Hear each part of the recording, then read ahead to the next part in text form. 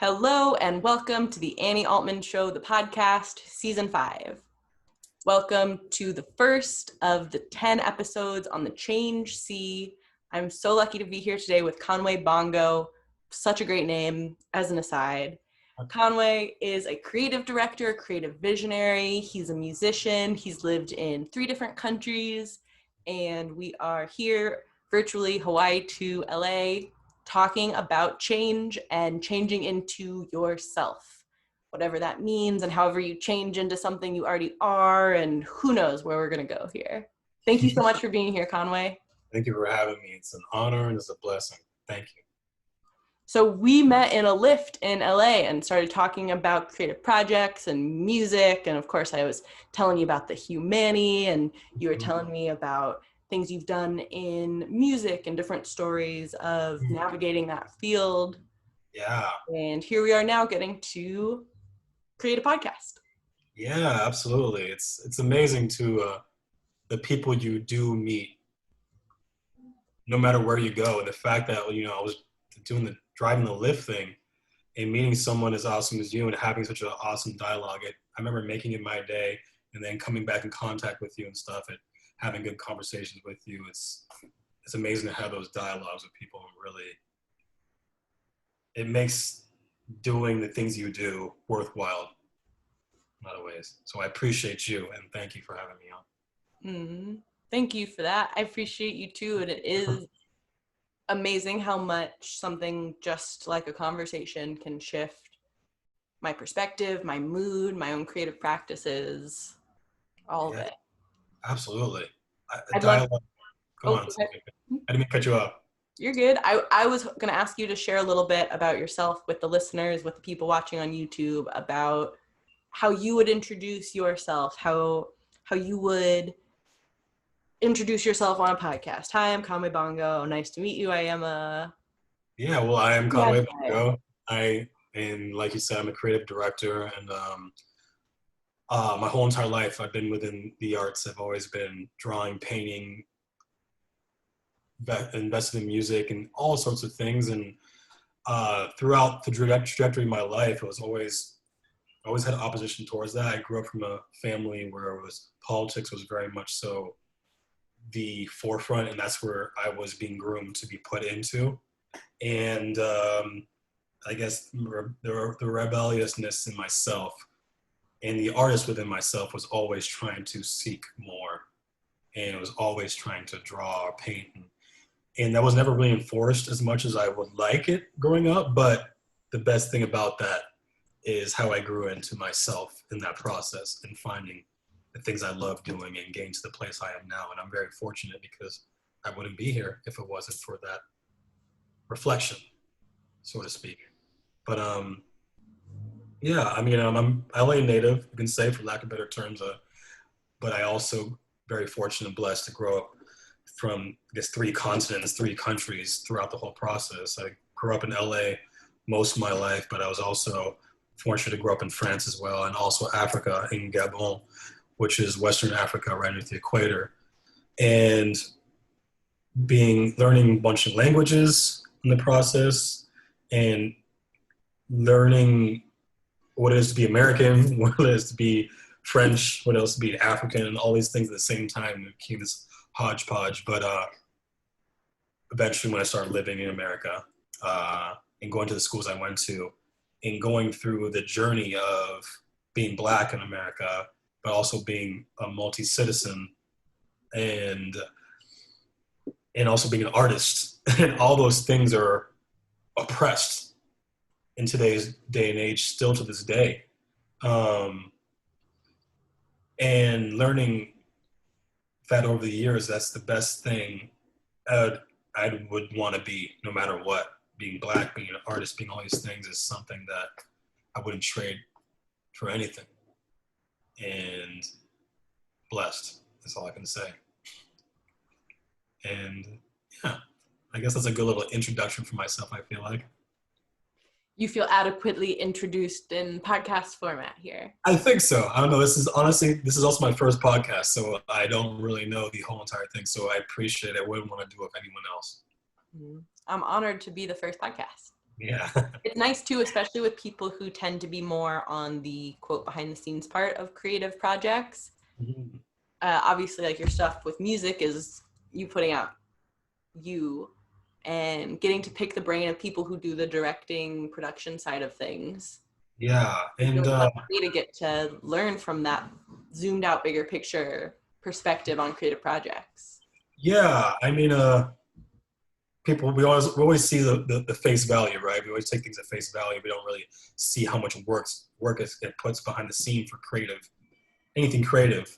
And in a lot of words and stuff, like when you try to monetize anything creative and stuff, you also work with a lot of individuals who just want to see the results, or they see things just as black and white, and not realizing it isn't just, it's a challenging thing. It's not just easy to be like, hey, which is like a very common thing people say. It's like, just be creative.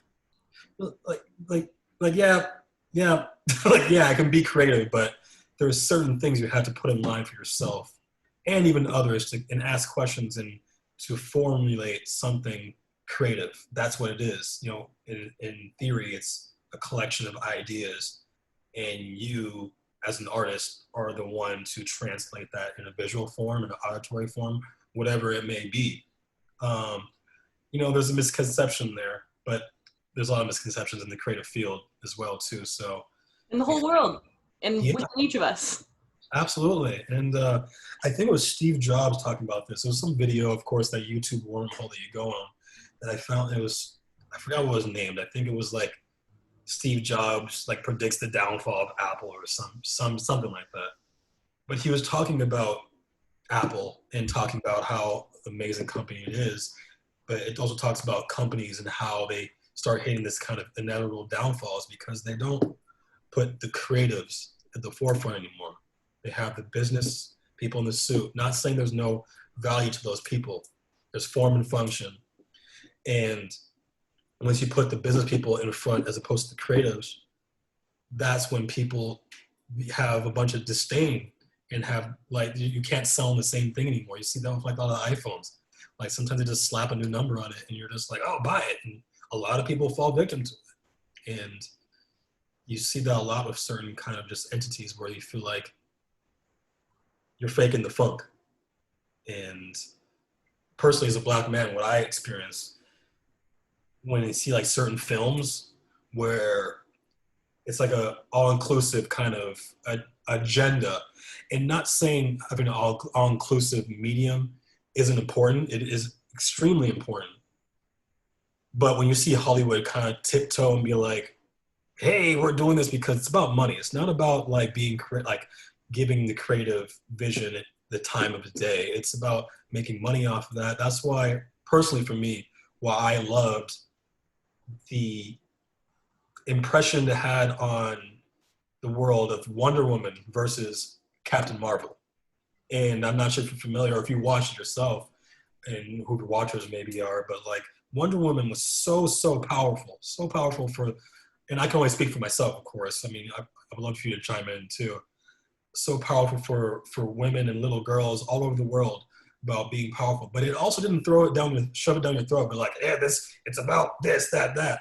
And Captain Marvel and what they did on Disney is that they took that and they just shoved it down your throat so much about like it wasn't to the point it wasn't about being a female led like creative vision and letting that speak for itself, which Wonder Woman I believe was. And you kind of saw little parts of Black Panther and stuff like that too. I think it's important for us to understand the creative work has to speak for itself, but we also have to be mindful of the inclusive nature of things and not making sure it takes over for the sake of the agenda. Where's But the change actually coming from? What's the yeah, intention of the change? Is it authentic? Is it yeah. actually, is And, it part of the creativity, or is it kind of like you were saying of like the business people at the front? Is it just doing this because of the business yeah. of it? So and I guess the topic of like self and changing yourself, when you saw that certain movie, you saw like Wonder Woman, what did it do for you? Or did you have like any people around you that you felt like, wow, this is this is super important? I didn't see Wonder Woman. I will podcast confess. Okay. I did not. I did not see it.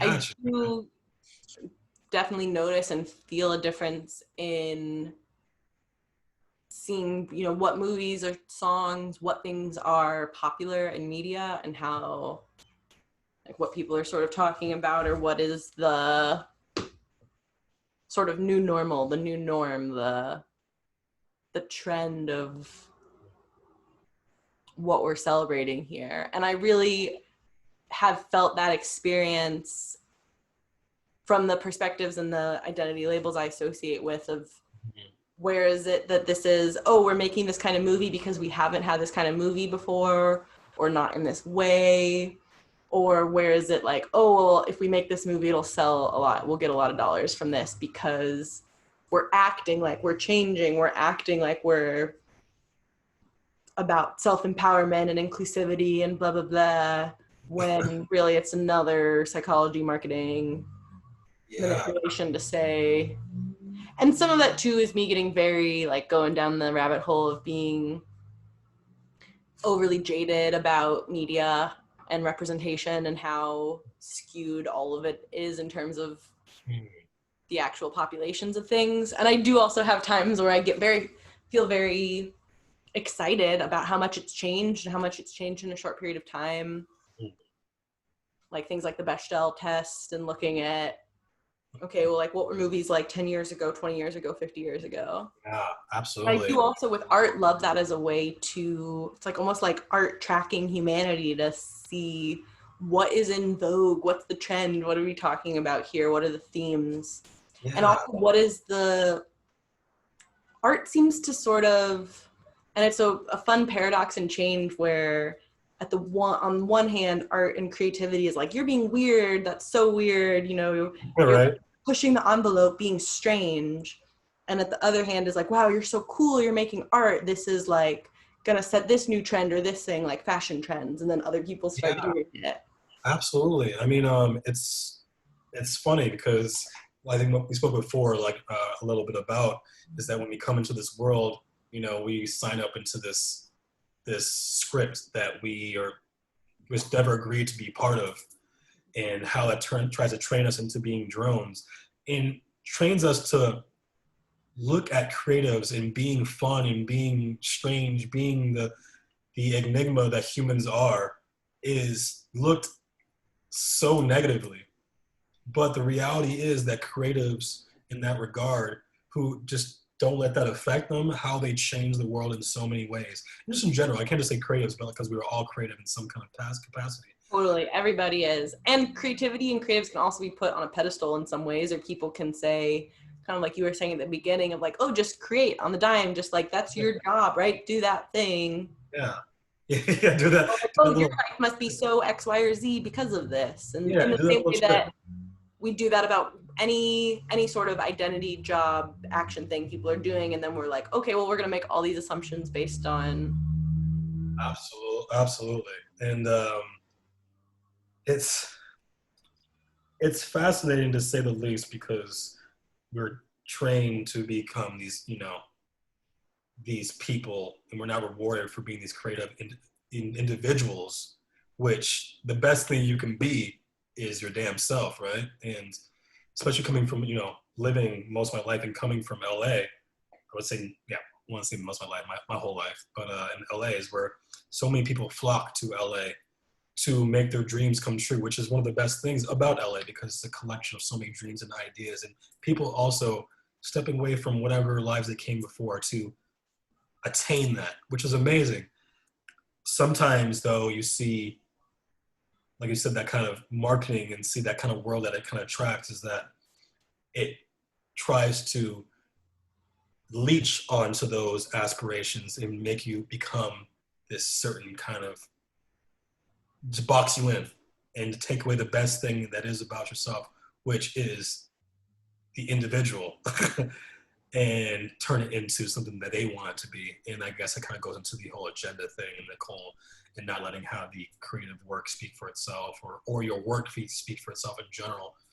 And it's alarming, but I think with COVID, what it's taught us more than ever, mean, amongst a lot of things, is that we are getting to this tipping point where you can't just sell a snake oil anymore. You can't just tell this is it. We're asking why. We're trying to figure out answers for a lot of things. And that comes a myriad of fucking things. Excuse me, pardon my language. You can cuss as much as you want. Okay, all right, thank you, I appreciate it. Yeah. A myriad of things of race, of identity, of so many things that we've been putting off to talk about because we haven't had the time, or people believe we didn't have the time for it because that ideological view is that we gotta be working, stay on this, or you gotta stay in your cubicle, stay in your box. There's no mistake why they put people in cubicles and they put people in this kind of situations to kind of just focus on what they want you to focus on. And this might sound kind of like there's some disdain, but like I don't want to shun any people who are in that kind of world of finance, or the world where you have to see the X's and O's and black and white. There's so much more importance to it, but understanding the balance between form and function is so, so important in the duality behind it all, becoming a balanced individual and becoming yourself when seeing these things that work for ourselves and doesn't. It's all we have as individuals. How do you navigate that with yourself of this feels like me, this doesn't feel like me? And especially with all of this outside stuff, and to me, even I feel like collectively as humans, we went to the other extreme where we were making self-care cool or making that a trendy thing. Also, in some ways, in a forced way of being like, and this is how you do it, or this is what it is, or this is what we're talking about now. Or it can be challenging to be like, okay, well, what is that for me? What is me actually making decisions, choices in alignment with me to change my life, to change into me, or change this outside stuff that isn't me? Yeah, I mean, that's a great quotes here. That's a great question, and it sounds like you're navigating with it beautifully. Totally. Oh, I was navigating it.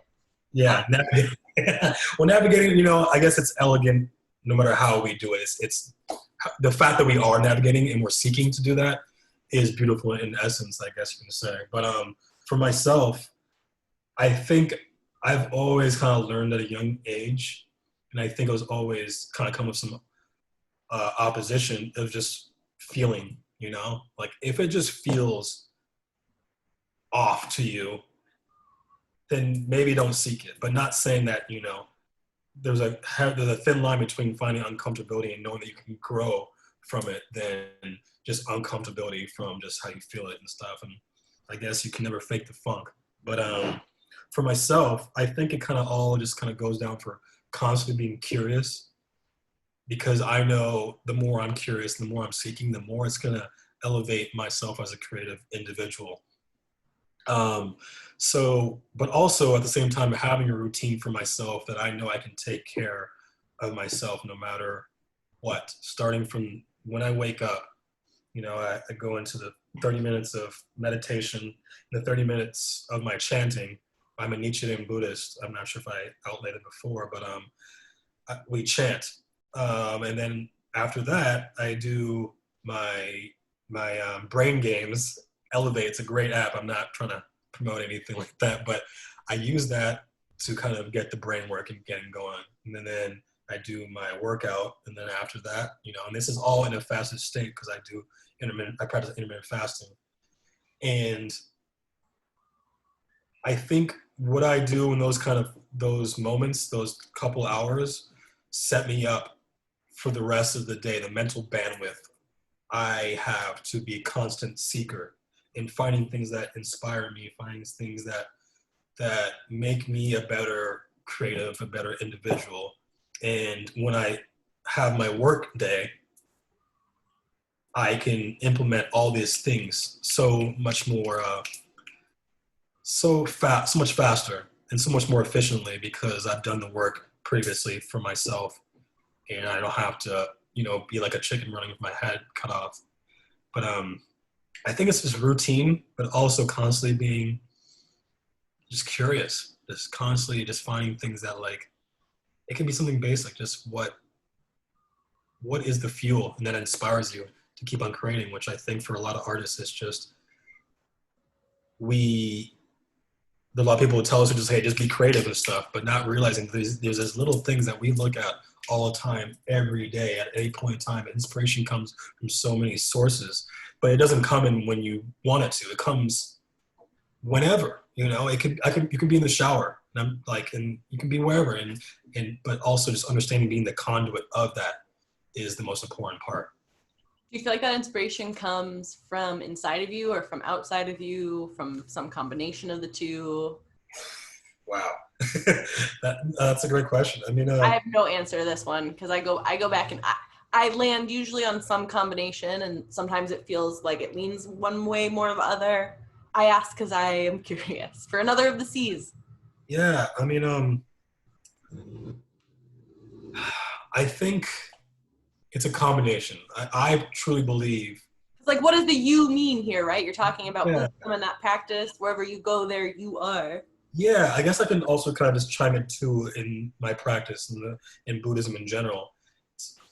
You chant Nam Myoho Renge Kyo, which means I devote myself to the mystic law of cause and effect through sound. But also, given the the amazing language that Japanese is, every word means so many different things. It has like a three meanings to it. But understanding that we it's a practice, not a religion. And there's so many people who think it's a religion, and it's such a name that's put onto it. It's not you're not deifying anyone. In fact, if anything, you're deifying yourself. But you're also understanding being in tune with the universe. And chanting is that tool to be in touch with that. And I guess you can say we. I don't know. Like I think it has to be. I think it's a combination of both, of being in tune with the universe and balancing yourself within there, but also knowing that all you have is now, right? And whatever you do with that now in that present moment is gonna put you wherever you need to be, cause and effect, the duality of all and stuff. Uh, So that's the creativity to use that presence, that yeah, noticing like things are going to change, and also what I have that isn't changing is right now. yeah, you could say so, absolutely. And Well, and I was also hearing you talk about things like with your routine and your taking care of yourself, of giving yourself structure in some ways to have, for me in my experience, projecting of more flexibility for things to change in other places. So like yeah, what you can, let go of what you can't. yeah. I mean, I've been learning even more so the couple of years, if especially if it doesn't serve you, just to let it go, let it kind of just fizzle out, because there's so much stuff we wake up in the morning right off the gate, and we just start talking to ourselves and saying these things that we don't even necessarily believe, but we can choose to believe them if we put ourselves in that state. Um, and I think that's what the routine obviously does, in the function of it, but also to be constantly seeking of what to add to that fire, to not let anything affect what's really here. And it's an awesome journey. I think I can't have a full solid answer for it, but and I think I'll never honestly will, because I think the answer in itself is the journey of trying to navigate what is life, and what is self, and what does this all mean. And I think that's why I love being a creative in general, or being an artist in general, I must say, is that you are a conduit of asking these big questions that a lot of people don't like to ask, or a lot of people are afraid to ask, or even it's like spiritual courage in a lot of ways, I feel like. And how you translate that universal language is incumbent upon you, and you're always constantly seeking because of that, I think. Because of that being a conduit, that expression. Yeah, exactly. I think just being in home with yourself, in tune with yourself, is that the whole part of it. I think. Uh, Well, that self changes and maybe doesn't change, maybe uncovers more. yeah, absolutely. I think going back to our conversation of coming into this world is being going into school. And not saying school isn't important, but we have a systematic way of learning things, and a lot of people have put a lot of really gregarious stuff into it, and a lot of bad things that we don't really need. But we're taught to become these robots, which we aren't. And I think that's something that always, since I was a young age, I've always been at conflict with, because I was never really a good student per se. And it wasn't necessarily I couldn't focus. I was always that kind of kid that said like, okay, Conway's really, really, really smart kid if he applies himself. And I always like wonder what that really meant. It's like if I apply myself, but like, what does that mean to apply yourself? Because whatever you're giving me, I'm not interested really. Like not to say I'm not grateful for the stuff I have learned, but being a black kid going into an all white school and multiple all white schools and stuff, because and you're like the only black kid in in 3 grades, 4 grades, and in some cases the whole school, where you're the ambassador of black people, whether you like it or not. So if you excel in this subject, if you don't excel in this subject, this is how we're gonna see black people as at a young age.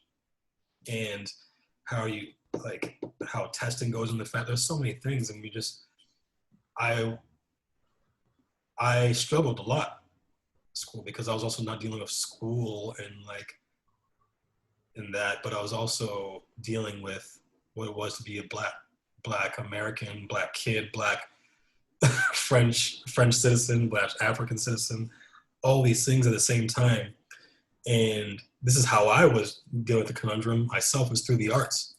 But what people were seeing, looking at me, was like I was essentially the lazy black kid. And I'm not saying this because this is just talking to myself. I've literally been called that from teachers, from other students and stuff like that. It's a weird thing. Um, Because you weren't applying yourself to things that they were believing exactly. to apply yourself to, which to me, what I'm hearing is saying, and with school structures too, you're not being who I believe you should change into. How dare you be over there changing into the you that you are, Mm, or also not acknowledging all the privileges and all the circumstances and consequences, context, all the things to say,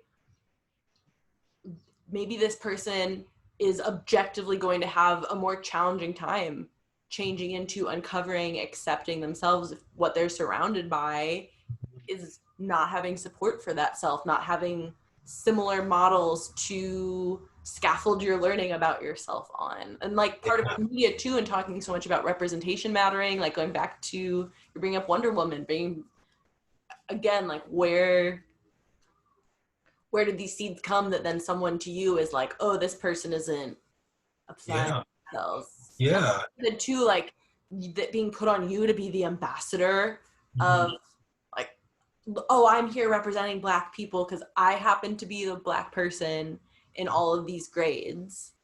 And then Yeah, what is that going to impact in terms of how you get to navigate you and all of those external pressures that yeah, you didn't sign up for those. You didn't like, you weren't like, yeah, I'm going to do this. yeah. It's like, yeah, yeah. So I'll take this upon with honor. But yeah, and I think boxing people in general, like we have this like innate thing. I'm not sure if it's just ingrained in us as human beings, or to help us like understand all this shit, but or it's just something that's we've been taught. So I'm not sure if it's a nature versus nurture thing in short, but like you either as a black individual, or at least I can only speak for my growing up, is like, and still to this day, I guess we're breaking those boundaries, but it's like, oh, you're either playing basketball or some kind of sport, or you're either rapping, or you're only doing two or three, maybe three little things as a black person is what they perceive, because what kids at that age or what they're open to is either music or, sports or whatever. And they're seeing upon their Black peers like, this is what you are. This is what you're supposed to sound like. This is what you act like.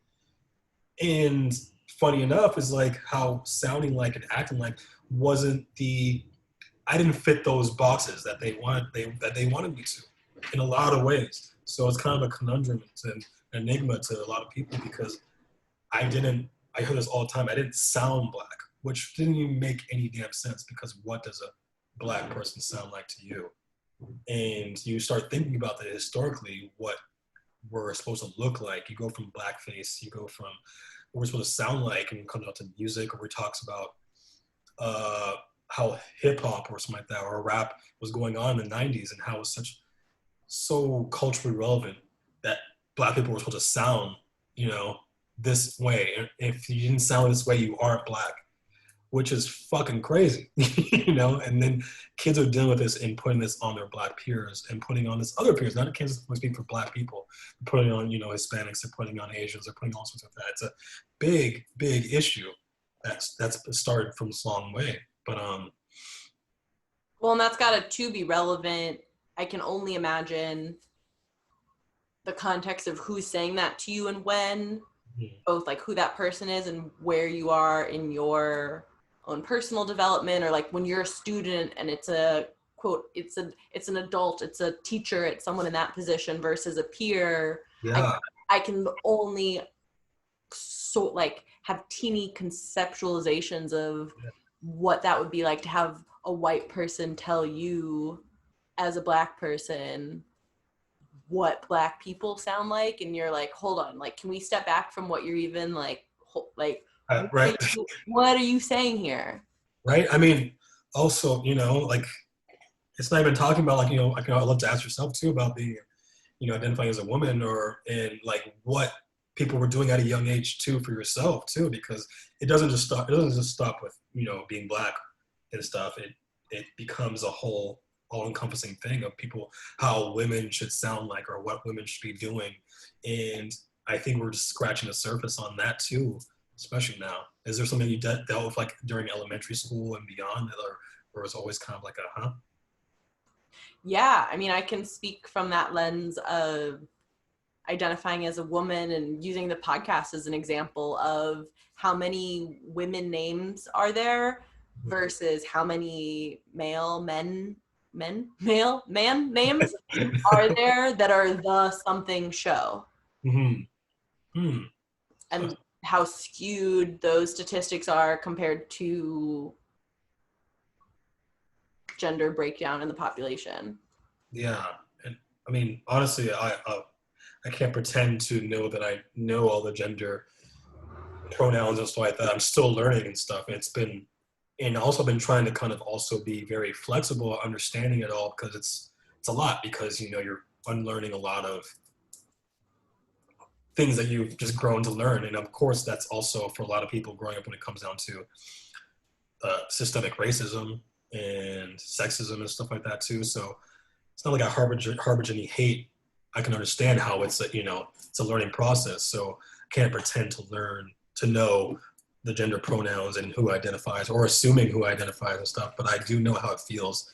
I can empathize with how it feels to hit oppression, or someone trying to tell you that you are this when you aren't just this and stuff. It's crazy, but we're also at the same time, it's amazing that we are tackling these objects and really learning these things, and there's progress happening, and reflecting upon that progress and knowing what it means to be an individual in this whole entire pie that is life. And how to celebrate both of those, and that being an individual and being part of this bigger collective. Yeah. Different parts of identity and challenging. So much of it to me, I see it as so much projection going on from others and for myself, where we're all coming up against, in contact, understanding about our own identity. Who am I? What the fuck does that mean? And we're getting triggered. We're projecting our stuff onto other people to say, You know what would be more comfortable than me really sitting with me and changing into myself would be me telling that person that, oh, you sound like a black person. What? Like, go take a bath. Like, go do something for yourself. Yeah, and that's the funny thing is because for a lot of people, and I guess we were talking about like, how we're born into the society and this whole script and the concept of self and those becoming at war with oneself, like which one wins, and some people don't want to unlearn all that shit, and some people don't want to. They feel threatened by this being in terms of themselves and being inside and going on here. That would be easier, to, like you said, to project what they're feeling or what they think is right onto other people. Which I've done. I know I've done that to people too. I'm yet to meet someone who hasn't done that. Yeah, I guess we're all as individuals, we're all always doing that in either micro form or macro form. Sometimes it gets to something that's so unchecked where it becomes something vicious that is sexism, racism, whatever you want to call it. But it is, at the end of the day, it's you projecting your bullshit onto people. And it's interesting, fascinating, say the least, because it has me reflecting on my life, and from elementary school, from middle school, and then high school and stuff. Like it was always me. It turned to me combating all these things. It got to the point where it got to this tipping point where I was so much more reactive, and I wasn't doing well at school by any means at all because I had so much disdain from the bless you the trauma that I dealt with at a young age, and understanding what trauma is. I'm just learning what that was trauma recently because I didn't have a name to really call it because I believe that trauma was only a physical thing, like a blunt force, object is something as trauma, but like not realizing it's more than that. That to be 8 and to be the only black kid in 4 grades, to feel like, wait, there's this unspoken pressure that I'm supposed to represent other people, or that I'm being put into other boxes more so, or in different boxes because of this thing that I didn't choose in this context of a place that I didn't choose. Yeah, exactly. And then all the other stigmas too that are like, okay, well, don't talk about your mental health or your experience or your perspective or your whatever here. We're just going to tell you what it should be or what it's. Yeah, absolutely. And it came to a certain point from my life. I feel like I started to become the thing that people were trying to box me in for doing. It's like it was not something that I consciously made. It was kind of subconsciously, like you're being taught that you're this kind of this almost an animal in a way, and you're not like an individual. So I was doing things to lash out on this stuff. I was being more reactive. I was being more of just rebelling on so many other ways, to the point where it got to a tipping point where I was reactive when someone being super blatantly racist. And that in tandem with me not doing well at school, me not doing that, my reaction towards this outlandish, blatantly racist person on a physical, it turned into violence. It turned me to be the exact thing that people were boxing me in my whole entire life. And there's so many layers there too, and also you were being abused. That if like there's, I don't know all the specifics of some of what you shared before, and I if someone is saying racist things to you, someone is being verbally abusive, and you respond to that, yes, you're, like you said, and the accountability and the talking through and the, okay, well, I'm getting to the point of violence. And also the yes and here, which is also, that's abuse. That is you reacting to that trauma of someone being like, hey, here's who you are. Hey, I'm going to use all of this systemic oppression to personally oppress you. Yeah, absolutely. Even if it's not personal, which like, yeah, Buddhism is right. Sure, it's not. And also it was personally impacting your life. Yeah. I mean, all of this to say, like, looking at the whole picture of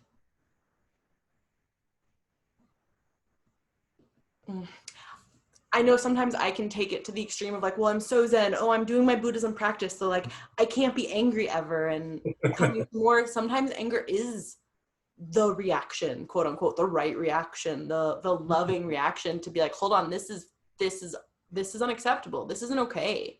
Yeah. Like you're saying, okay, well, where's the learning of, okay, well, violence doesn't feel okay either. Yeah.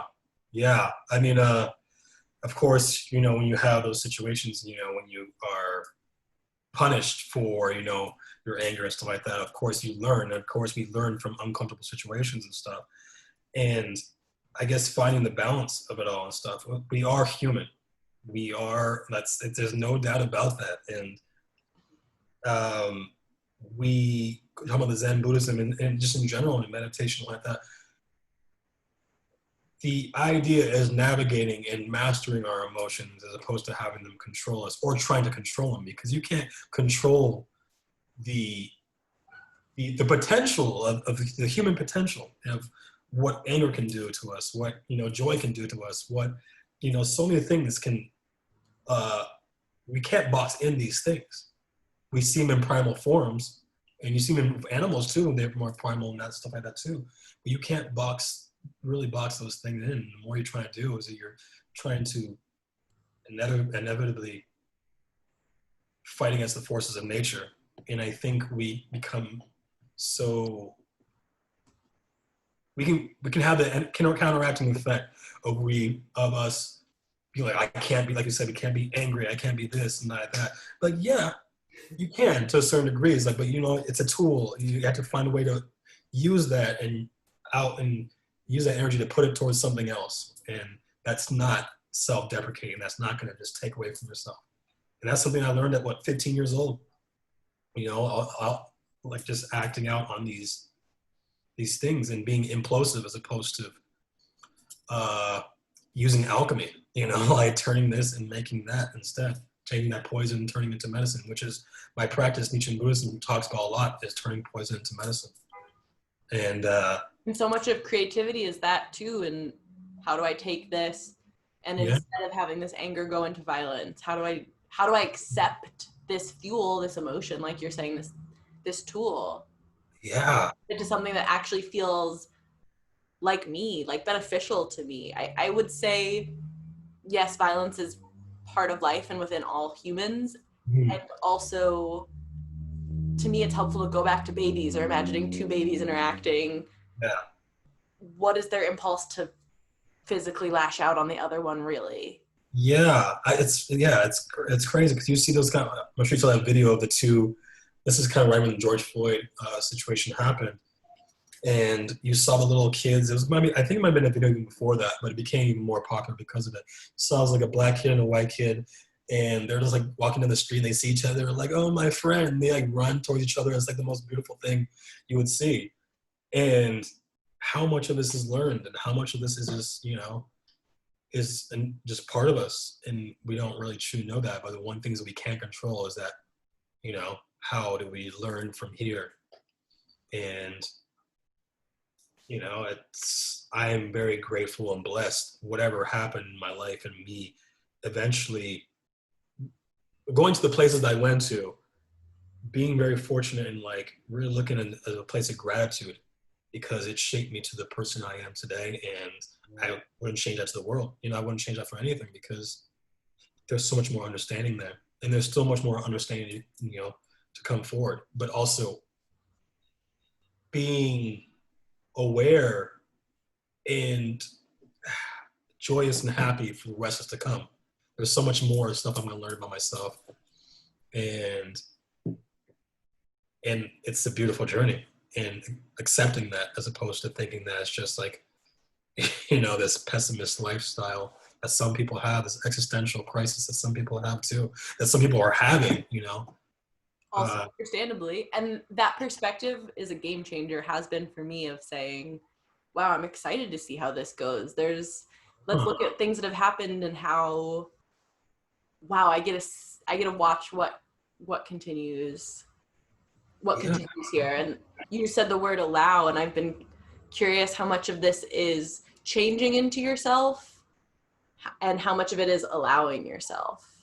Ooh. I know for me too, in creative practices, a lot of the learning of letting go of force completely, of Hmm. like needing things to be a certain way or happen in a certain timing. Yeah. Not so like allowing that change is going to happen. Hmm.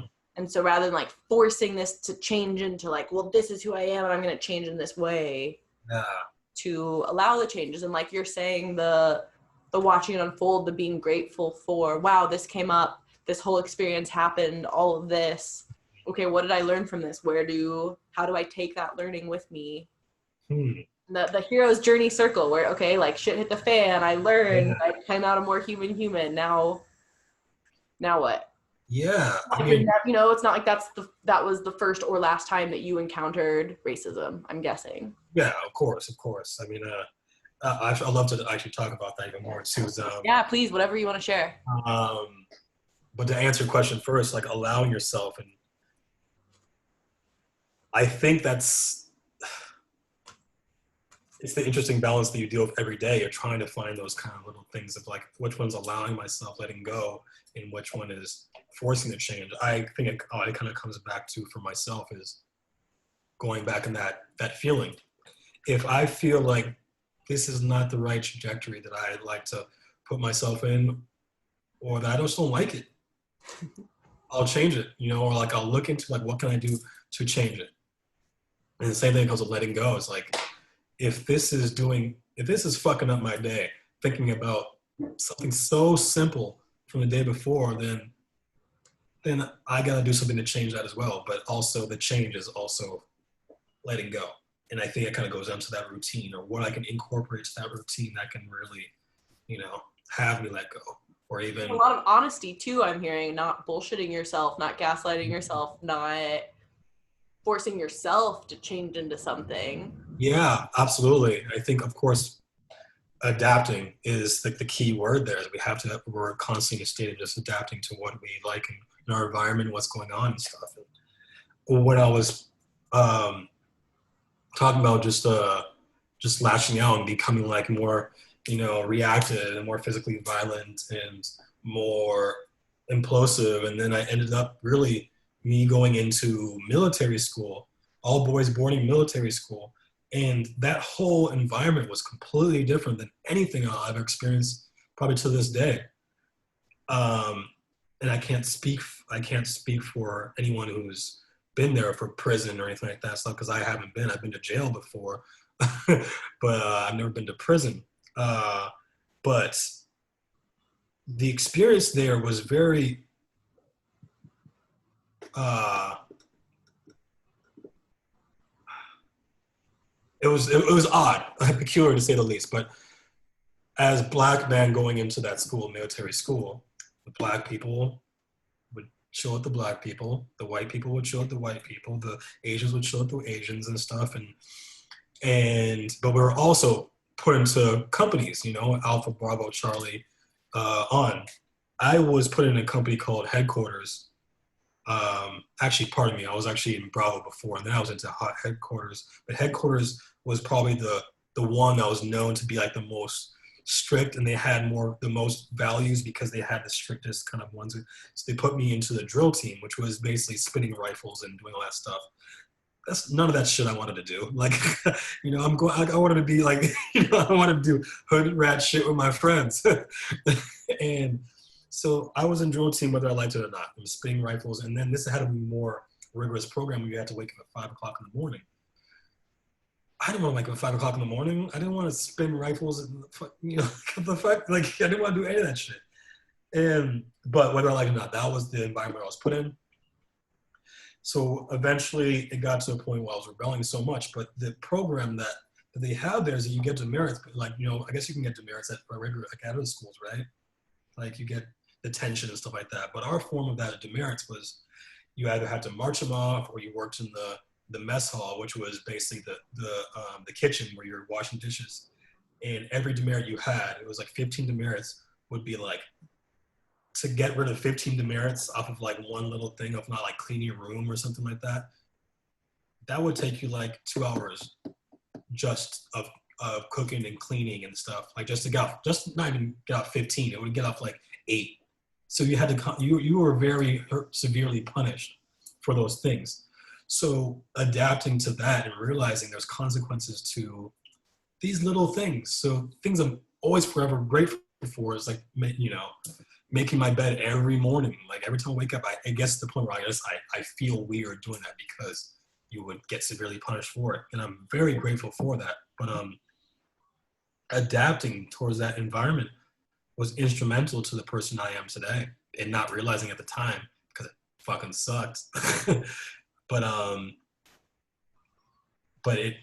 it taught me to be less reactive and taught me to what it is to be myself in a lot of ways too, and coming to grips with like all this trauma at a young age and how I go about unlearning and learning things. And of course, at the time, it was just like a little seed. It didn't really grow until how I am to now, but I'm glad those seeds were implemented.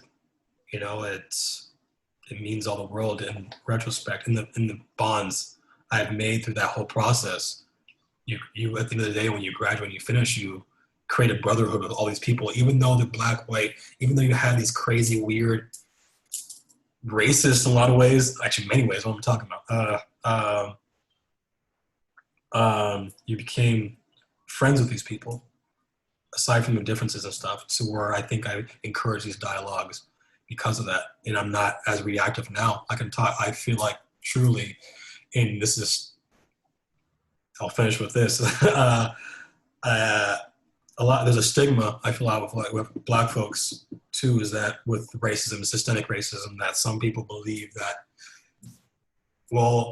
and with white people who are acting like, hey, what can I do to change? What can I do to learn? And stuff like that. And some people would just shun away and be like, you know, you put us in this, so you guys figure it out. And I'm not really on that camp because I feel like you have that moral obligation as a black person, or as a person in general. If you're able to teach someone to learn because they're seeking, and you have a moral obligation to help in some kind of capacity. With that, learning from my military school is that you have to encourage those dialogues, and no matter how weird they may be, whether how more different they might be, like that's what makes you a stronger person. At the end of the day, it makes you a better person because you can see from many different avenues. You can also come from a place of being less reactive. And more like yourself because of having those uncomfortable conversations. Exactly. And that, for me, what I realized, taking all that negative energy and then just alchemizing it, turning into alchemy, turning that poison to medicine, it gives me more time and more mental bandwidth to navigate the creative self that I am. It gives me time to be more inspired by the little fucking things I see, the flowers right outside my window, the hummingbirds right outside the hummingbird feeder I got. The sea, there's so many little things that can inspire me that I feel like our ancestors must have been inspired by, because how do we get something like music without like birds, for example? You know, like we are inspired by our environment around us, and we have to be more open to that. And we find in how we express that to the world comes from the self. Yeah, sorry, I went this whole long tangent. I got excited, but no need to apologize. I'm hearing too, like what you're saying about letting go of things to then have more space to notice the hummingbirds, to really listen to yourself about what feels good and how, and also to have the emotional, physical, all the energy to have those challenging discussions, to address the things when you feel safe and good and all those things, to address them. Yeah. This is a paradox I come to a lot with how do we all work together as a collective of humans, of it both not being the job of any minority, any oppressed group. It's not their job to educate people. It's not the job of a certain group to say, well, here's my experience and let me teach you. Like, you know, you weren't the ambassador for all of Black people being there. Exactly. And the other part of this that's true is that you, as the only Black kid in 4 grades, you have the most knowledge about what that experience is like. The person who knows that and can teach the most about that perspective is the person who has that perspective. Yeah. And at the same time, there's all of the, because of having that perspective, then to me it's even more unfair to put more obligations on that person to teach, which is why I get when people are like, go Google things. Like, yeah, it's well said too, because at the end of the day, I can't have these preconceived notions of what an individual is like. We have to treat everyone like fucking individuals, not just say just because you're a black man, everything I know about black people, you are that person. That's you. And that's also being white, that's also being Hispanic, that's also being all the myriad of races and ethnicities there are. But the reality is there's one race, the human race, and we need to find the beauties in every single individual we come in contact with, and we need to inspire and hope to be inspired back, And I think this is something we're definitely still learning, and I think we're going to learn a lot more, especially with COVID and stuff, and even more afterwards. I think it's a constant thing. I think it starts with us, a lot of changes that we need to take care of, and it comes down to the system that we no longer really truly believe in, or truly believe that it's best for ourselves. And where we go from now is like, who knows? But I have a good feeling about it. I do too. And it is, when I can get really down on things, it can be helpful to check in to say, okay, well, where were we as a whole collective of people? How violent were things 10 years ago? How much racism was there 10 years ago? What's going on now? And then how do we use that to keep on with these conversations? It's not like things are quote done, or yeah. And I think that's constantly been changed. Yeah, and I think that's also been constantly the narrative too, especially for a lot of people who don't want this change to happen because it goes against their motives. It's just like, well, we solved racism with Obama being president. It's like, no, motherfucker, you did not. Like, it's progress. Absolutely. If anything, there was more of a racist backlash because, you could also point to all sorts of statistics that showed how racism increased with Obama being president, or people then were like, oh, well, now my identity is even more threatened, so I need to do this and that thing. Yeah, and absolutely. And I think a lot of people still have this misconception believing that, racism was cured with Obama or whatever it may be, is that there's still fear amongst Black Americans. There's still fear amongst Black people in general in this regard, is that I personally am more fearful of the racist behind the shadows as opposed to the one that's blatantly racist. I know where they stand. I know I can see them in my mind's eye. I can see my peripherals, but I can't see the person who is shaking my hand with the knife in their back, kind of thing. Like we don't, and now we're getting to that point where they're exposed more. We can actually delineate the line between whatever it may be. Not say it's just political parties, but you can delineate the lines and what people are based off of the things they subscribe by, which, I guess you got to weed out the roots and stuff like that way. So, I think it gives us a more trajectory, where we vote, where we go, what we put our dollar behind and stuff, like between communities and people in general. And it also lets us know, as individuals and what we can take in,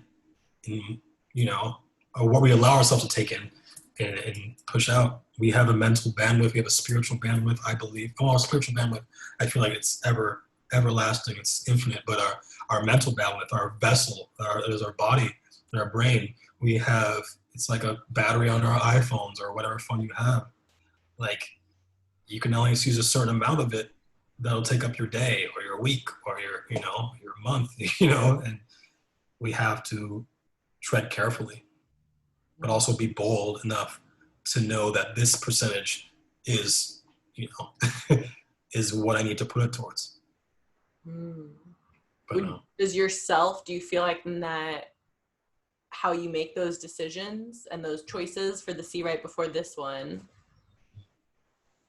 has that changed over the course of your life and as you've learned from all these different experiences? oh yeah, absolutely. um, and I'm not trying to sound like vain or anything like that, but it's almost like I'm like vindicated for my creative self of all these years when I was a kid being told this is not the right way, this is not this like that. I feel so much better and comfortable in my own skin knowing that I'm here still doing my creative thing, doing my art, taking my step back into music and all sorts of things that it felt like it was inevitable. And it has me thinking about a lot of things. It's more about the having a soul. I think like all sorts of things that like, is this something that's always been preordained? But it feels great to know that I'm more comfortable in my skin because I'm doing the things that I love doing. Period. And I'm forever grateful for that because I took a leap of faith in that from doing what was necessary to take care of family at one point because I was that provider for a while. So, which is how you met me in the lift and stuff like that. I was driving to take care of my brother and who was living under me at the time and taking care of financial burdens, and I won't say burdens, the financials of my brother and my family in general who wasn't doing so at the time. And now I'm got to the point where my family is good. They're elevating themselves. And I'm at a point where I'm not necessarily free, but I am freer than I ever have been because I took that leap of faith of finally investing into myself. And now the rest, everything else comes from a place of abundance. So if it's a phone call from my friends, any one of my friends, or a stranger, just to say, hey, like just positive vibrations and whatever you're doing in life, you're going to do it. Because I know what it is to, to be human, to be an individual. We all deal with these feelings. And it's incumbent upon us to lift each other up when we're down. It doesn't matter who. And that's what I genuinely believe. And I think more people should genuinely believe that too, as opposed to this constant getting mentality. We're always constantly trying to get to prove how much we lack. Like the reality is that the more we give, just like karma, like it comes back in even tenfold. And we need to believe that and have faith in that and use that alchemy. Ooh, and like you were saying right before we were recording of asking people that question about what are you doing for yourself? What are you giving to yourself? And starting there to say, hey, you're worthy of that. Your experience is relevant here in this whole tapestry of human experiences. And the other part too that I know I've encountered some is, oh, well, I need to play small or I need to fit into this other box or do this other thing because, well, what if I take up too much space or I offend someone or I do this or that? Yeah. Rather than saying, well, hold on, what feels true to me here is seeing other people be themselves and feeling encouraged to be more of myself and do more of my stuff. And so maybe I'm also a human and me doing my human self also does that for other people. And it is part of this whole circle. Yeah. Yeah. I mean, I'm becoming more comfortable for myself of being less forgiving on who I attract. Like it's not say necessarily say whatever I want and how I feel, because I know you can't take anything away from me the more vulnerable I am, if that makes any sense. Yeah, well, it does. And I would love for you to deepen, expand, like say it in another way of that part of what I'm hearing is that part of self that is, I'm just a human, and also I am an individual as a human, and there is no taking away this essence of me. Yeah, yeah. I think I guess going back to when I was talking about being very reactive at a young age and stuff, and being implosive and holding on all these things that people say or do to me, and holding in it where it becomes like just a ticking time bomb. Um, Realizing that I can take that energy and use it to my advantage at all times, and seeing it from an objective standpoint and not taking it personal.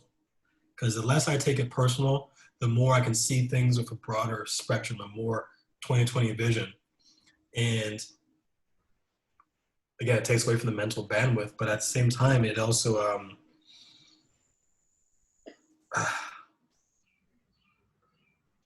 it makes me more brave in my approach with everything, because I can tell I want to give someone as much as they're giving me. I will be open book to anyone, because the more I'm open book, it feels like I'm liberating myself from all this negative energy, whatever all this stuff that comes my way. What a lot of humans do, a lot of people do, is when you give them just a little inkling of something they know that kind of irks you, that's when they come with the knife and they try to poke at you. And this is not just, this can be anyone, you know? Why, why give anyone that ammo? You know, why give anyone that fuel to take away stuff when you can be vulnerable and tell people how you feel at all times? And of course, this is a constant thing I'm learning, but I'm positive with the progress I'm making right now, because we have to have those hard dialogues and those hard talks with ourselves and others, and just being open, just being open. And there's so many stigmas, especially of genders, especially of, being black. There's just so many stigmas and so many different things where we are taught, especially, I can only speak from, I guess, this for the sake of conversation, for being identifying as a man, is that there's so many things that put on us as what a man should be. And a lot of that has to do with just like internalizing everything. Except anger. Only you can express anger, and everything else is not okay. Yeah, and it's a very interesting perspective, because how we've gotten to this point when it's affecting everything. It affects dating for men. It affects having families. It affects everything, their futures, because we constantly believe that we had to have this shield, this armor, which you can, but I think it comes with having some more spiritual worth in self and how you navigate it. Of course, I'm only speaking for myself, but I feel like the more vulnerable I am, the more I tell, people how I do, and I hope to receive that back. That's mastering your emotions as opposed to controlling them to the point where, you can change the ticker on a time bomb to a certain degree, right? I don't know. We could change the ticker on the watch. I guess that's maybe a bad reference, but what happens when the watch is broken? What do? And maybe I'm failing the analogies and stuff like that, but I feel like you can mastering as opposed to controlling is a huge difference. And acknowledging it too. A lot of what I'm hearing, and not running from it, not forcing. Again, that same theme of not forcing the change. Yeah, absolutely. Well, it has to be like this, or this is how things are because of this, whatever. Yeah, right. And you see what happens when there's a lack of that self, when you have certain, versus the opposite. You have people who are projecting all their fears and stuff, and you have people doing that in politics. You have people doing that in whatever corporations. They instill their fears or lack there of love onto others. Yes, and the theme of change, for the other C theme of curiosity, I'm curious how much of that fear comes from change and from people, because objectively to conceptualize, okay, I am who I am, for me is a different experience than feeling it and knowing it. And same as change and all the things that are constantly changing. The first tattoo I got is a reminder that permanence is the only impermanence. And then also at the same time, I am who I am. I'm curious how much is of all of this is this root of a general discomfort with change, of saying, okay, well, I know I'm in the present moment, and also that moment's going to keep changing. I don't know how I got here. I know I'm going to die one day. That big change of death, and then how do I sit with these things that are like so uncomfortable, so big, so I don't know answers or words. You want me to use words for this shit? Like what? Yeah, I mean, I think Beautiful shit, this glorious, truly sacred shit. Yeah, absolutely. I think what I like to do, I mean, I can't speak for others. I love to pass the knowledge to the people. Hopefully people are inspired by this, but the idea is to arm yourself with the knowledge and the routine, the daily practice of falling in love with yourself, with the meditation. For me, it's the chanting as well. And, working out is a huge one. Having these pillars that keep you up because shit will crumble, earthquakes happen, for example, like the foundation something can crack. If the foundation is there with the pillars and stuff like that, you can build anew. And I think we constantly have to have that and strengthen our resolve and keep on evolving. The next thing you know, you have a big palace or whatever it may be and stuff, and wherever it takes you after this, this beautiful thing called life is wherever it takes you. But I think to navigate through this life is taking care of your fucking self, like just taking care of his damn self. And we don't do enough of it. And we become such brittle spirits and then a brittle spirit turns into a brittle vessel that is our body. And then that all this brittle shit starts putting brittle stuff into that negative energy, making everyone else brittle around them. Totally, that's what people see and start modeling after and are like, oh, well, that's what I'm supposed to change into, or shame people for changing into flowy beings, into... I think we just need to be understanding and aware and letting go that the change will come, no matter whether you like it or not, but also you being able to have that strength and that fortitude to know when change comes, you are prepared that the last thing you have is this. And you can, this is a well-kept secret that you can't take away from this, because this is going to power everything, and your mind, your heart, what is this to you there? Exactly. Your soul. Yeah, exactly. And not having those things being threatened to the point where you don't know yourself at all. And it happens to a lot of people. And you see that a lot of people who, unfortunately, you see a lot of people move to LA, they turn into things that they never thought they would ever be to attain something that they thought they wanted. And some people even get to that mountaintop, and then they're like, okay, so what's next? Like, well, no one knows, because if you have that brittle spirit or that stuff like that, you're constantly trying to find the next best thing to make your ornate palace, but have a shit foundation, and we cover up with so many different things from the clothes we wear. The ornate palace feels like a very apt metaphor there about presentation versus the actual feeling and experience of your performative self, what people are seeing of you, what they're judging of your appearance, versus how do you fall asleep at night? Do you feel like you? Do you feel connected to you?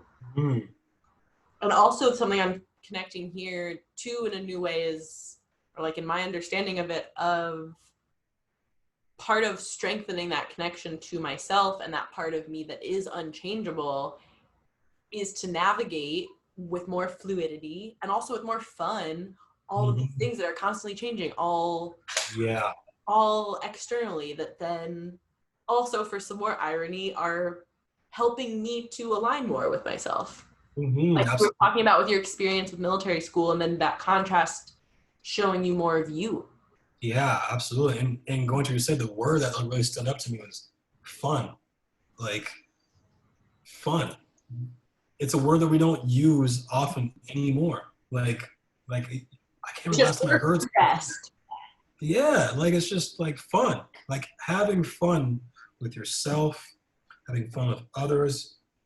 Like we take that for granted and what that really means because we've transplanted so many things that aren't necessarily really fun and we think they are. Like, having social interactions is a lot of fun, right?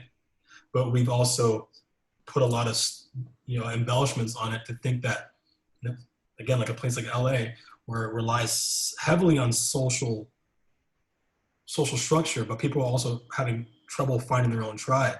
So you put a lot of bars, you put a lot of, nightlife, a lot of clubs, a lot of things that are not really necessary at all. Like, I enjoy going out and having a drink, mind you. Like, I do love doing that. I love doing it with my friends and stuff. But it's not the end all be all. And you see how people, when they take that away with this COVID situation, is that they have no way to feel important because them feeling important is going out and showing how many friends they got or who they have, who they're friends with, which it doesn't fucking matter. Like it matters. It should matter to you, and whatever matters to you, you're gonna attract what matters to you, and what you give out, the energy, you're gonna attract that energy in tenfold, and you multiply the quantity of friends as opposed to the quality of friends, and you find your tribe with the vibe you subscribe. I didn't mean that for the rhyme. But yeah. Maybe writing a future tune there. Yeah, right. Maybe so. Writing. Speaking of creativity, Either that or a bar in Silver Lake or something. it is really what has happened with the pandemic, with lockdown, with all of a sudden more time and space for a lot of people to sit with that. Well, who am I? Well, wait. When I pause and step back from all of these big changes, all of these things happening all the time, what are the constants? What are the things that are the same, that are evolving? What's going on here? Yeah. I mean, who am I? I mean, that's a big question that I don't think we ever answer it. What I tell myself, similarly to nobody ever fully figures out how to human, is that how do you I love that. Like I got my own self-comforting is to say I'm not gonna have a moment where I'm like I figured it out. Yeah. That way too.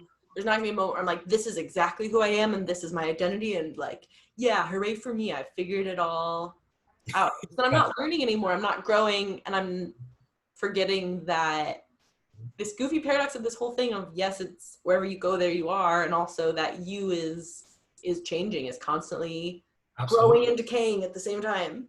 Yeah, absolutely. I mean, I think I feel like no question is by design, right? I think we're led this trail to something happens, like at the end of this all and stuff.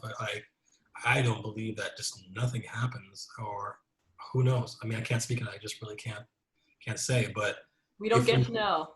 Yeah, if we say we figured it all out, then where's the point of living in general? Like, oh, got it. Like, you know what I mean? Like, and there was a Ram Dass speech that I was listening to recently where he was talking about a conversation that led him to this question of, well, what if I just take the life curriculum, the being human curriculum? What if I'm like, well, this is what I'm here doing. This is what's going on.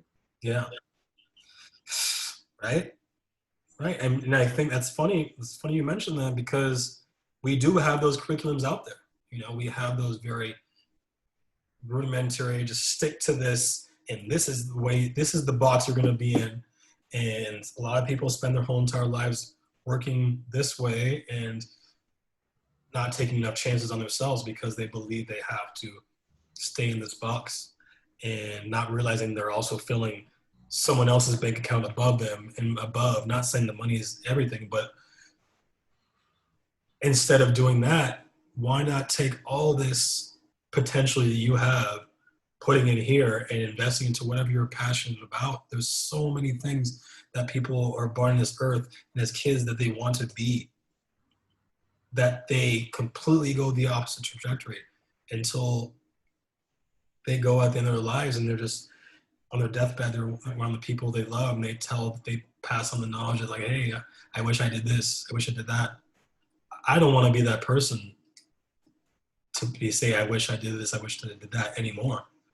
But it also kind of goes with what I do now. And of course, I'm still unlearning a lot of things that were put on me at a young age, and detoxifying myself through that process and stuff. It's been a wonderful journey because I wouldn't know, what that is if it wasn't for these toxins. I wouldn't have found the antidote without the sickness. I wouldn't have found the medicine without the poison. So, yeah.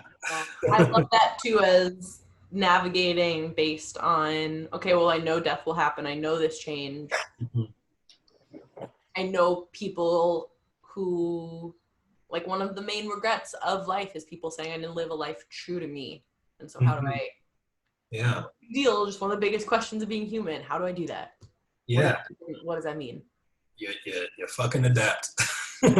you adapt. And I had a conversation with my closest friends, and my heart goes out to him. But he's in a great space right now. I'm not gonna mention his name, put him out there. But hi, friend, listening. If you ever listen. Yeah, right.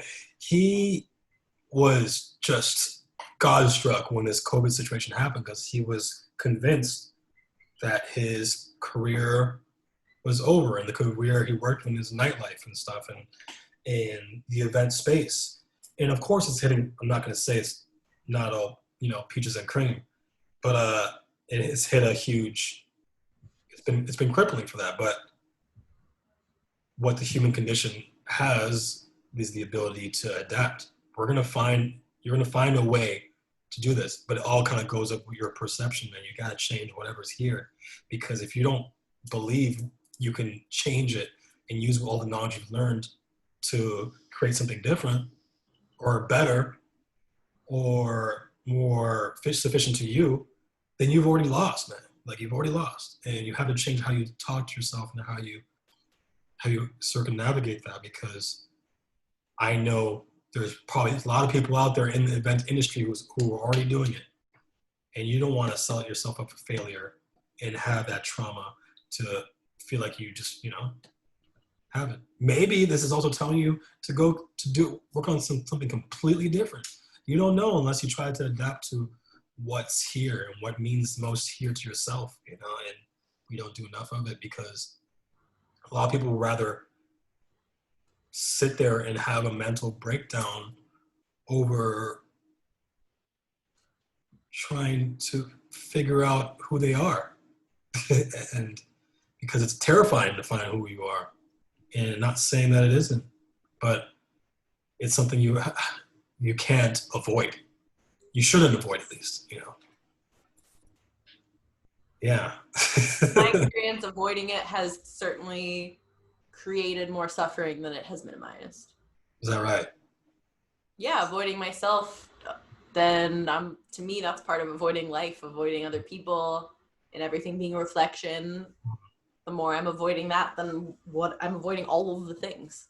Well, it makes me feel better that you say that, because sometimes you say these things and you're like, did I just sound like a fucking idiot, like a crazy dude? Syndrome, being like, what the fuck did I just say and share? Yeah, yeah. It's like, did I just say something? But it helps. And going back to what you were saying, we have to have these dialogues, these important dialogues, like your podcast is doing, to know that we're not alone in this thinking, to know that we're not alone trying to figure this out, to know that we are different but also the same, and how we figure out what makes us better and what makes us expand on this pocket universe that we have as ourselves, the better. Yeah. Yeah. Which then contributes to humans being more human, whatever that means. Yeah, exactly. Everything out here is for you, but it's for you as well. Like it's for me as well too. I mean, and we just have to give and give and give and keep the cycle going, because whatever we give, it'll come back to us, and believing that. I'd like to close on something with, in my experience, and what I'm coming to navigate and understand here that I would love your perspective on of a lot of that conditioning that says it's selfish to give to yourself, or like you were talking about before, touching on of it being egotistical, it being any of these other boxes people will put in to say, no, you shouldn't give to yourself. No, like, how dare you live the life that you want to live? And how much, I know for me, and will continue to be unpacking how deep some of that conditioning goes to then learn to change and say, well, wait, I would tell anyone else that it is in everyone's best interest for them to do what makes them happy and to be their most self. Yeah. So where's the disconnect in me saying that to myself? And I can even see in other people them doing that, and it's still how to make that connection within me to say, me changing into myself is the most useful, helpful, beneficial thing I can do to humans. And I very much am in the process of taking that from my head to my body, my feeling of, yeah, it's okay. It's safe for you to take care of yourself, for you to be yourself, for you to do these things. Yeah. I mean, I guess what I can sum it down to for myself, and what I can share on that is that is what Buddhism has taught me is the everlasting law of karma. You know, we all are born in this world with karma, and what we working on self is important. It's the most important thing you can do in this life. Fall in love with yourself. It supersedes everything. But you have to get to a certain point where you're taking care of so much of yourself that you want to pass on all this stuff from a place of abundance, like I mentioned before. Because if you're holding and bogarting all this energy yourself, like it's just, that's hoarding. It's hoarding. Yeah, you're hoarding a lot, and you're doing a disservice to humankind, because if you're hoarding all this energy, you don't know what you can't contain all this energy. What happens with air? I think there's a fine line. There's a quote that I love. And I actually did like a motion graphic on what I do with my motion graphics on a daily basis, or was doing on a daily basis until I got to these projects lately. But what I incorporate to my clients is doing these daily mantras where I do motion graphics on a daily basis, where it gives you some positive imagery, but also some quote that can keep you going out your day. And how I implement with that the client is how they see fit, based off their is tailor fitted to what their business is. But there's one quote is don't light yourself on the fire to keep others warm. And I find it so profound, because you don't want to give all your energy away. You don't want, to the point where you are completely vulnerable spiritually, where you can get attacked and stuff. And in this world, there's a lot of ways to do that, that be done to you. And another quote, I'm not sure if you heard this, but like, God forbid if a plane starts, going down, what they always have the masks that kind of come down, and they always tell you to put on yourself before putting on others. So it's really in essence, it's filling up your cup to a certain point where it's inevitable you have to pass it on to someone else. And the more you pass on to others, the more it comes back to you tenfold. It's the law. It's what happens in the universe. It's energy. It's cause and effect. It's that if you just keep it only just doing things for yourself, you're going to be at one point where you're wondering, like, why does none of this great shit happen to you anymore? Because you're constantly taking people's stuff away. You're becoming a succubus, a leech. And no one wants to become a leech. I mean, some people, I don't know, some people are. Some people want to be. But I think if you believe in an afterlife, when you believe what happens after this, you'd be judged after all this, this life comes to be. Would you want to be known as that leech, that succubus to society, or you want to be known to holding all this stuff in, never giving back? I don't. I know I don't. But, there's a fine line to be made where you're so selfless that you take away you harm yourself. And that's something I also learned too, is that you can't, there's a fine line to be made. But I think we wouldn't know without the other duality of either. And how we navigate that is through our life's journey. I think there's no question, I'll end with this, is that there's no question you see with like the most profound minds of our time, the most profound people of our time, people that last in the history books, is that how their life becomes such a beautiful, you said hero's journey, how they become the person they wanted to be, and then they become the person they needed to be. And at the end of their life, they become so wise and they're passing on so much knowledge and they're becoming so, they're giving so much. For example, Kobe, you know, when he passed away and stuff, you see what he was doing after his career, when he was so, you know, in his career, he was so like, that Mamba mentality was so real. And when he was done, he retired, all he was giving that to his daughter, not his daughter, but she was basically the conduit of what that was going to be for the WNBA and what was to be to have a female. And he knew that. He knew of having big, important women figures in everyone's life is so important. And of course, that being taken away. And then you see there so many individuals. I'm only speaking on Kobe, for example, because I guess, you know, being in LA and it's such a huge, huge coveted person, what that means is that don't we all want to aspire to be someone like that who gives and because when it's all said and done, you want to keep this dream alive and have those dreams going for other people. And that's all I have to say about that. I appreciate you acknowledging both sides of that. Over giving, overextending, losing yourself, and also hoarding, staying so hermited in. And where's that middle way of giving to yourself authentically, again, whatever that word means for people, to really be there, participate, giving to others, be part of that flow, that give and receive, that cycle, that. Yeah. And I appreciate you. This is amazing that we have this conversation, this dialogue. I've uncovered so much about myself and I learned so much, you know, from your words of wisdom and stuff. And who would have known it could have came from something as simple as driving someone in a lift, you know, and I'm very fortunate and grateful for that. And always will be. Thank you. And same to you. It is a magical alchemizing experience. All these words that I've rolled my eyes at before to say, wow, just in sitting and talking and asking questions and sharing experiences. Wow, look at all this stuff that got uncovered that feels different, that feels some shift here, that wow, also reciprocity in action is real. It's here existing right now.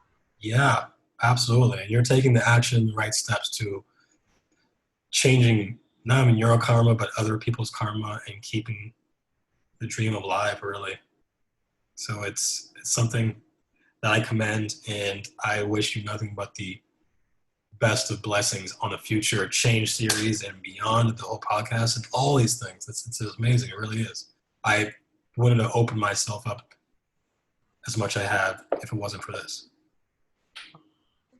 Thank you for that. My ego is soaring when he's listening to me when we first were talking about acknowledging how important this podcast is to me, and that experience for me to say, well, wait, am I being egotistical? Am I boxing myself in to say, well, I'm going to do the podcast because I like it, and how to navigate, okay, well, how does this serve me and others? How is me serving myself serving others?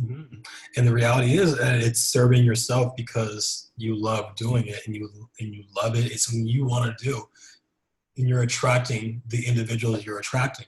You wouldn't want to attract a bunch of pieces of shit, really, because that's just, Wouldn't it be fun to record a podcast to someone who doesn't want to record a podcast? That is a great idea. That is a great idea.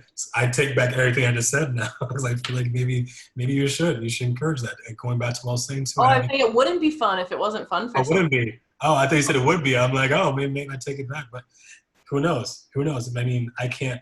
We want to say it. It also goes back to what I was saying, having a healthy dialogue with people who don't believe the same things you do. And I think that creates change amongst both parties or multiple parties, Yes, but, definitely that one. Definitely that conversation is very welcome with someone who is wanting to come on a podcast and talk about it.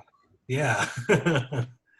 Yeah, I really appreciate you sharing so much about, especially with the different perspectives, both of getting into Buddhism and your meditation practices, and also getting into your personal life, your experiences, here's where I went to middle school, here's how this affected things, and Yeah. how to integrate those parts of being human. Yeah, I appreciate you and thank you for your time for having me just explain my life and how, and hopefully it inspires others and beyond. That's what I aspire. Hmm. So people can find you at Conway Bongo on Instagram, and where Yeah. else can they find your creative work? So ConwayBongo